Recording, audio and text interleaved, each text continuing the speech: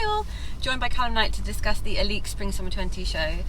This is their third runway show. There's been a huge amount of hype over the brand. I'm sure you all well know, the roller coaster buckle kind of rocketed ALYX into the forefront, and since then they've kind of been going up and up and up. Celebrities, everyone is obsessed with ALYX, as you can tell by the shows, which are star-studded to say the least, ram-packed, often late because of such. This was probably one of my favourite ALYX collections, actually. That's not to say it couldn't have done without a little bit of an edit. There was 60 looks, which I think for your third collection is a little overindulgent. But the actual clothes themselves and the styling and the general presentation of the collection was really brilliant. There were the ALYX kind of staples that we know and love and look forward to. So brilliant leatherwear, leather jackets, leather suiting, beautiful leather dresses as well. The grey and black suiting that we get in the women's wear with like kind of micro mini skirts and a little buckle or a chain to the waist.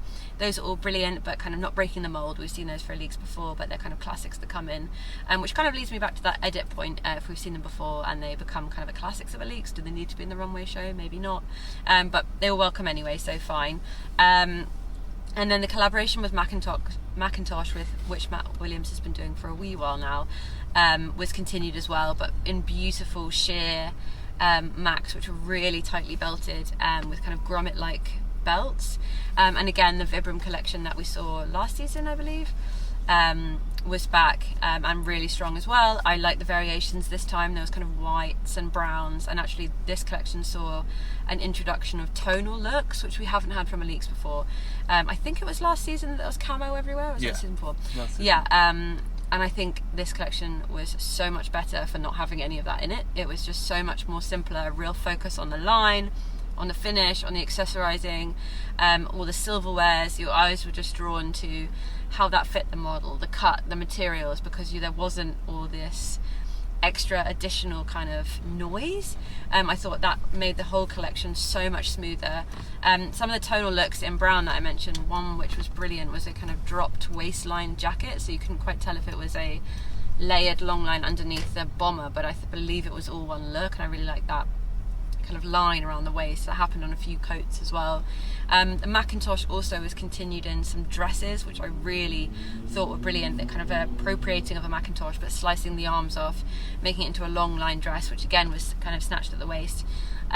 Shoes as well. I mentioned the Vibram, but the heels for the women's wear are always fantastic, and these were brilliant with the kind of chains over the ankles. They were all Mary Janes, as is kind of typical with ALYX. Mary Janes, some were slightly more sculptural, some had a silver kind of twisting shape as a heel. Less keen on those, more keen on the kind of typical black leather with ALYX, and then a little roller coaster buckle. Matt Williams has been doing a version of the roller coaster buckle for Kim Jones's Dior. He is now working within the Dior family, and that really shows in this collection. The tonal looks felt very of Dior, and also putting that buckle everywhere felt very Dior as well. Felt very Kim. Let's not say Dior. And so I thought that was really strong with using these little silver moments of the roller coaster buckle on kind of. It felt just enough. There's been times when it could be too much, but actually I thought this collection, really little moments on the shoes, a little moments kind of fastenings on belts and things, I thought it was just the right amount of roller coaster. And then yes, those tonal looks as well, and it came in later with with the kind of pastel full looks, some really flowy dresses towards the end as well, which were completely new for ALYX, I believe. Pastel blues and pinks. I would have liked them to appear slightly further up in the stories, and as I say, if this collection had a decent or a slightly better edit, take out some of the slightly more workwear ruching looks, slightly more utilitarian kind of traveller looks, and shift the dresses up, I think that would have been a beautiful story. But I was like so impressed with this collection. I was really floored, and it was so nice to see Jen, Matt's wife, walking and closing the show as well, getting lots of whoops. So I just thought it was really brilliant, actually. And it was a really personal show, obviously. Jen walked, and also it was called Baby X, which is Matt and Jen's child for Letta's middle name, Baby X. So I think there's that lovely thing, and realistically, we talk about the Dior family, there is an ALYX family that everyone knows that is probably more far-reaching than the Dior family, believe Yeah. it or not. I mean, Matt and Jen have travelled the world for their career and the time of their relationship, and they have friends across all parts of the globe. Sadly, for the review, I agree with pretty much everything you said, so I have nothing to kind of battle you on. I do think it needed an edit. I do think it was the strongest collection they've done. I think you're right that if you have these classics, do we need to see them again? Can they be your core collection? Matt is a incredible lots of things, but he's also great at making product. I don't need to see all that product. Yeah. And once you start to feel like a show is product, not a show, then sometimes that can change your opinion on it. But actually the drapery at the end really swayed me back, and the accessories were incredible. I do still think, and I very openly say I know Matt and Jen very, very well. They are some of the most intelligent and travelled people I know, that I sometimes, and when I speak to them, it's, you know, you hear these amazing stories about hanging out with artists in Tokyo or going and flying the world with Kanye, like these amazing stories. I kind of wish some of that exploration and unknown was pulled into the clothes, because their personal lives are so Rich. Also intertwined with some huge cultural moments that it feels weird that doesn't sometimes come across on the runway, and you know what you're going to see.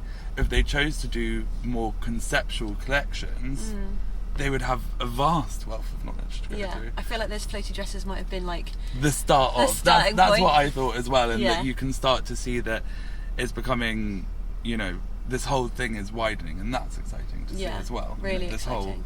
the whole brand. But also, I think at the moment what Matt's really interested in is how to make a brand that won't ruin the planet for its children. And I think that is, you know, I can say you want fantasy or you want, you know, all of this other stuff, but actually that takes a lot of time, and the research that they're doing is incredible. They presented at Copenhagen environmental, not fair, it's not like a fair, what is it, it's a summit. There's a summit that all the new, that for the clothes now they'll have a QR code in the back, and you can see every place it travelled to, every process it went through, how much water it used, you know. And whilst it's admitting what it does do, it's also important for the customer to know what's going on and then to make that choice.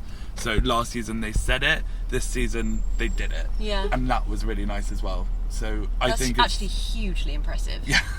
It really is Hugely impressive. I think that will be in the collection that goes to store in the next few months. I think they protoed it at Copenhagen, so that's really amazing, and I see that's taking up a lot of their time. And once they have that kind of imbued into the brand, then they can, you know, maybe start to look a bit more outward into the lives that they've lived and their inspirations further afield, instead of but they look at clothes in a very logical way, in a very technological way, and sometimes I miss some of the fantasy that I know, you know, if you look back on Show Studio, some of the things Matt art directed, you know, incredibly rich in reference, so you know that's possible with them.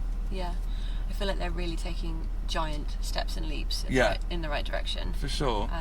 And also, one thing actually back on this environmental thing, is that it's very hard for a house, let's say Dior, or any big house, that's already so set up to continue to try and change its processes now, because they have other people they've worked with for decades and people who produce things. You may not want to do that, whereas actually Matt and Jen and the whole ALYX team are in the right time in the right place in their brand to set up these processes and build atop that, so it's not what they talk about, it's just part of it, and they don't, you know, it's not going to be a big switch, it's just imbuing that into how the clothes are made, which is brilliantly, it's really, and last thing, they are really well made, and everything's made incredibly well. So wow, what a nice review. Thank you guys very much for watching. Congratulations, Matt, Jen and the ALYX team. We'll see you guys very soon. Please do subscribe. You get a notification when we get when the new videos are coming in, and visit Show Studio so you can see all of Matt's amazing archive that we have, and also all of the ALYX collection. See you soon.